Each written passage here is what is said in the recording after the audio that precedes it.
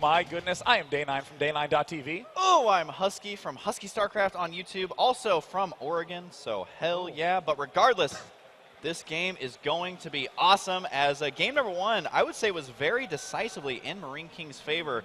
And speaking of Marine King, I know the Reddit fans are in love with him as they paid for his trip out here for this event, and they have got their money's worth. It is Marine King.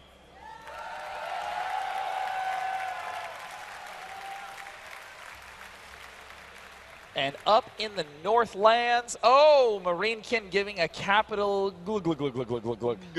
He's actually drinking a root beer. In the north position, we have one of the most solid Zerg players of all time, but is he solid enough to take a 2-1 comeback today? It is EGIdra.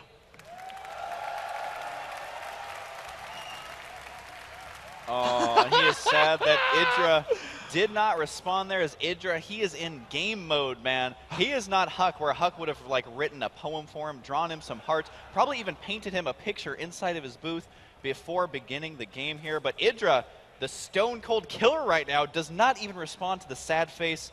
Is this pure genius on EGIdra's part, Sean? Well, it actually sometimes worries me. When EGIdra ends up losing game 1, happiness tends to put him on tilt. Ah. So, I mean, Marine King, honestly, showing that sort of elation after that game 1 with, quite honestly, a fairly unorthodox attack timing. I think that EGIdra actually ends up playing significantly worse in that sort of position. With a lot of comfort on the line, EGIdra plays well, but the closer and closer things get to the finals at MLG, we have seen him make some incredible blunders. Yeah, I mean, he is walking a very fine line right now. It's getting down to the point where if he can win these next 2 games, he's going to be in great shape to make it towards the finals. Definitely getting top 6 is something that he would love to do here at this, at this MLG, simply because there are so many Koreans participating at this event. And we do see the hatch going down right now, spawning pool as well. So I am curious, as usual, to see how EGIdra is going to play this one out. I don't think he's going to do any of his tilts, kind of like all-in roach attacks or anything like that. I honestly feel like if he plays his standard macro on this map, he should be okay here. Yeah, you know, as much as EGIdra may have ended up floundering in that last game, I do strongly believe that if EGIdra can repel some simple early pressures, he will go way into overdrive mode in the late game and be near impossible to overcome. This is his choice of map. It is cross-map positions. There is very, very little locked. I wish I knew what he meant right there. Maybe he has this game on key and lock. We will find out. But the command center, again, is just in the main base this time. And we do see double gas coming out of Marine King right now. Yeah, the double gas is likely going to be the double Blue Flame Hellion play. Although it cannot kill off workers in 2 hits, it still can kill off Zerglings in 2 hits. And that provides the excellent map control that you need to secure yourself properly on this map. There's the factory going down for MarineKingPrime. EGIdra, you'll note, getting his gas up a little bit earlier in this game with this kind of wide open space. It's very difficult to defend without speed lanes. Now, I have seen EGIdra time and time again go for an early third. We do see Marine King working on his orbital, once again keeping it inside the main base. Just wants to get that energy as quickly as he possibly can. And indeed, the factory at about halfway complete. So it's just going to be up to EGIdra, honestly, that if something is thrown at him in the early game, if he can keep his cool and defend it, I think he is going to be in great shape here. Mutalisks, there's a lot of open areas that he can use those. And from watching EGIdra, he loves mutas. What the heck? More refineries. The only thing that makes sense to me is a huge flood of starports at this point in time.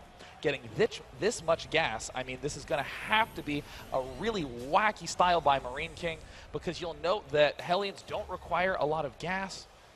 What on earth could he be planning, taking these geysers that ridiculously early? He has to have something absolutely insane planned. And again, the only thing that makes a good amount of sense is if he suddenly slammed down a bunch of starports. I am scratching my non-existent beard right now, Sean. I do not have what it takes to be an EG member, as I cannot grow a beard that epic. But I feel like Marine King, he's been trying to put on a show this entire time and must be doing the same, because he has 500 gas at the 6-minute mark. So he definitely is up to something sneaky. We see another factory going down. Still, I don't know what this gas is going to go into. Gosh, that is so much gas. I mean, now that he's adding on a second factory, the only logic that's making sense now is saying something like, well, you know, if I'm ever stuck on 2 base and I try to do a big mech push, I never quite have enough gas to get out the critical amount of tanks and upgrades that I need. This could quite possibly be a mass Thor push, but I'm starting to run low on possibilities. I mean, this is a lot of gas that he is stockpiling up, and with these 2 factories incoming, the only thing that really makes sense is some huge tank or Thor flooding, and Thor it will be with the hidden armory.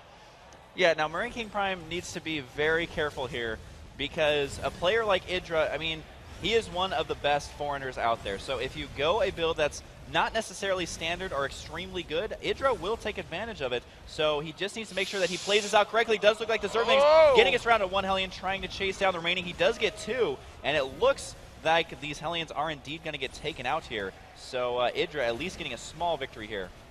And there it looks like some nice final shots. He's my really lining them up. And is he going to kill off all those lings? Probably not. There we go. Why are you still alive? I feel like that Hellion literally got turned into like a unicycle. He had so little HP, just wobbling away on that one remaining tire. I can't believe that that actually survived. He deserves to just be tucked away in the corner of Marine King's base for the remainder of this. That was awesome. Now, EGIdra did march in and spot exactly what was going on in the base, but the one thing he did not spot was this armory, and there MarineKingPrime goes, taking himself a 3rd base. Does EGIdra know? 100% yes. And in the main, it looks like we have some roaches incoming. Yeah, and also EGIdra was able to spot the factories. So when you see 3 factories, you're thinking, all right, it's got to be mech. And I'm just thinking that EGIdra knows it's going to be Thors. I mean, he did start the roach production here, which is something that is pretty good against Thors if you can get them in overwhelming numbers. Blue Flame is on the way. That is going to be slightly delayed. But Marine King, honestly, I think is just going to be having some fun with this game, trying to kill off some drones here as well. Will indeed get 2. And I would say that these Hellions have a long road ahead of them, but we've already seen what Marine King can do with them. And it looks like they will head home safely. Yeah, none of that. I've learned my lesson. I'm coming back home. Double Thor coming out, and this is going to be some super crazy fast upgrades, but I'm still really worried about the gas count for MarineKingPrime. Up to 1,300, far too high at this phase in the game. EGIdra is going to get up the money mix of, of just a ridiculous amount of drones. A ridiculous amount of drones indeed. EGIdra known for that. 64 drones. Production does not show more drones. Instead, he does have a Spire here, which is something, I mean, if you're able to Magic Box, get these units out of position, it can be good, but you can also take massive amount of splash damage. So that is something you have to absolutely look out for here moving forward. So I just don't know what's going to happen when these 2 armies clash, because Thors, they almost seem like they can be awesome or like just virtually worthless. And it's really going to come down to Marine King being able to protect those, maybe even sending out some SCVs to repair them. And he's getting on 2 more gas, John. I mean, I've never had 1,500 gas and said, God, I got to get some more gas. I mean, he really got to get these geysers up. We do see that that 1 queen is going down. The Creep Tumor actually taking splash damage there to kill it off. EGIdra's drone production has stopped, and he's decided to go ahead for Mutalisks here, which I think he's definitely going to need some amount of roaches on the ground to help deal with these Thors. Some Zerglings as well wouldn't be bad, because the Zerglings don't really kill the Thors, but they kind of absorb a lot of the Thor damage. I mean, it's way overkill to shoot 1 Zergling with a Thor, and unfortunately Thors just do not have the technology to shoot 2 units at once. And now, whatever mental state EGIdra was in at the start of the game, whether he was calm or he is on tilt, I can guarantee you EGIdra is now going to get in the zone and start playing brilliantly, because this is his comfort zone.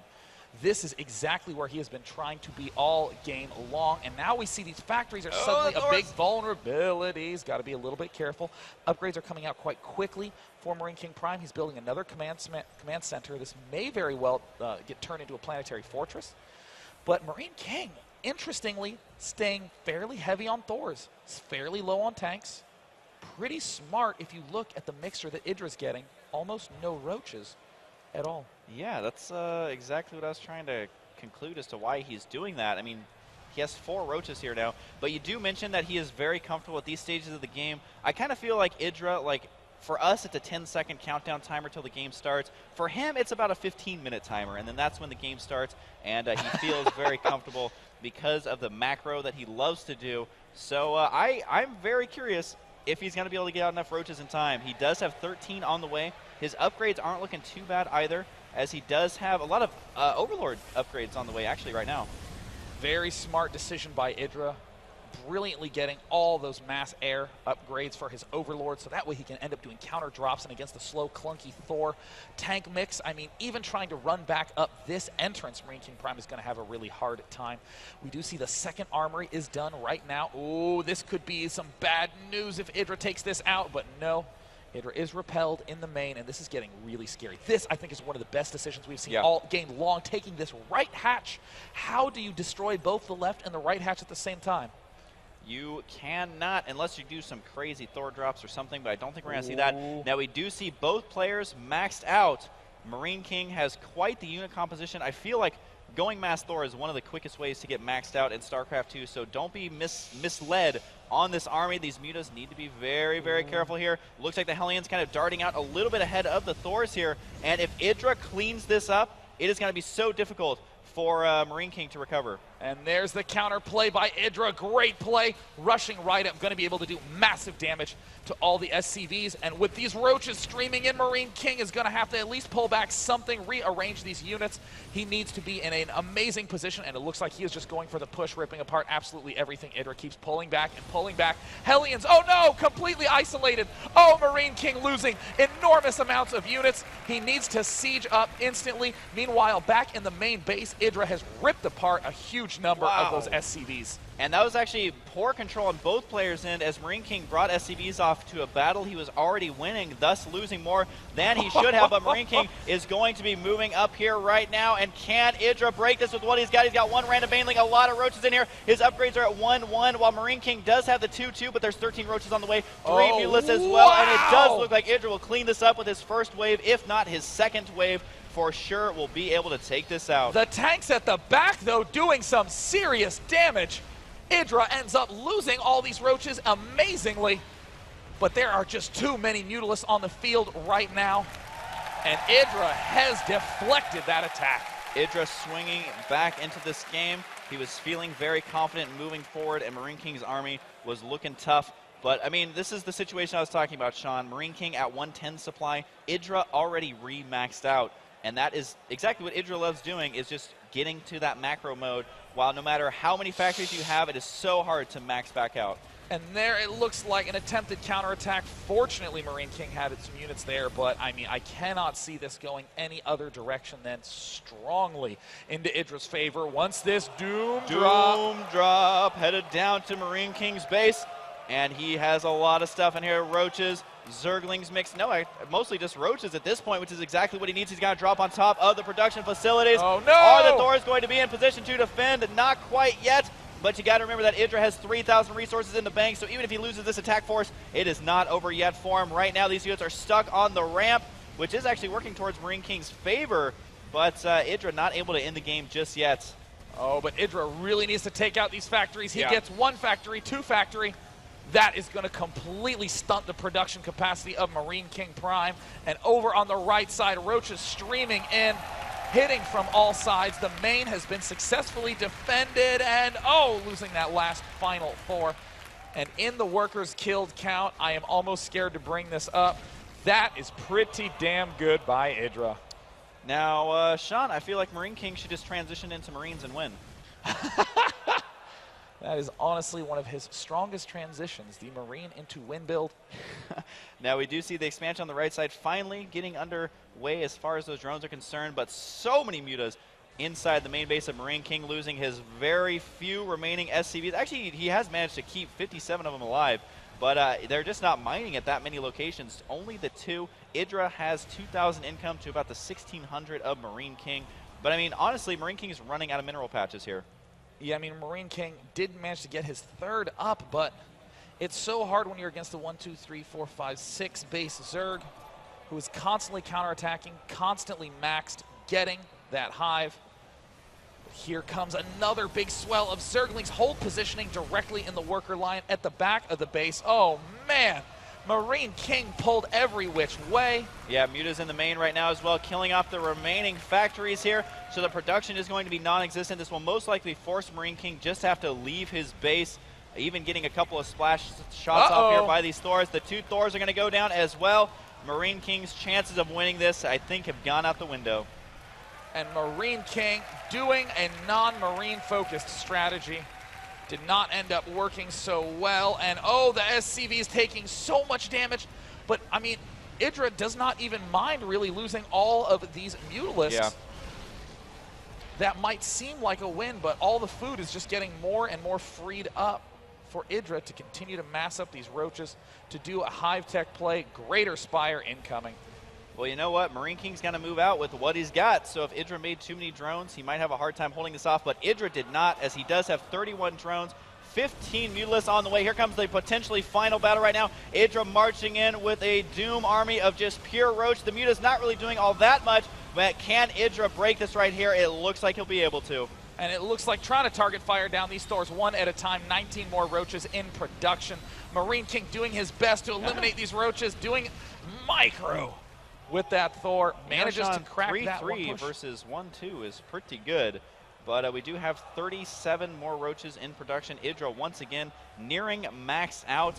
And I would just cry a little bit if he just lost to 7 Thors right now, but I don't think he will. It's going to be pretty hard to when this amount of roaches ends up greeting him. Trying to pick off the spine crawlers, but those Thors are getting a little bit more and more spread out.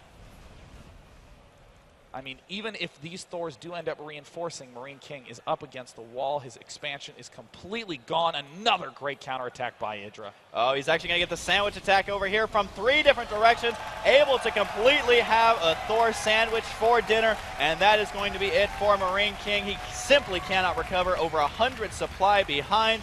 Marine King trying to have some fun with this mass mech play. But it is 200 supply to 62 for Marine King. EGIdra playing his game, refusing. Oh! A mule sandwich. There we go. Game. Trying to use mules like the force field, but unfortunately, mules do not make very good force fields there. So we are all tied up 1-1 for the game who is deciding the first place position in that pool. I cannot wait for this next game, Sean. It is an insane spot to be in because this is the difference between top 6 and top 12. A huge, huge game coming up. Do not go anywhere. We are going to get match 3 set up. We got some chant going on.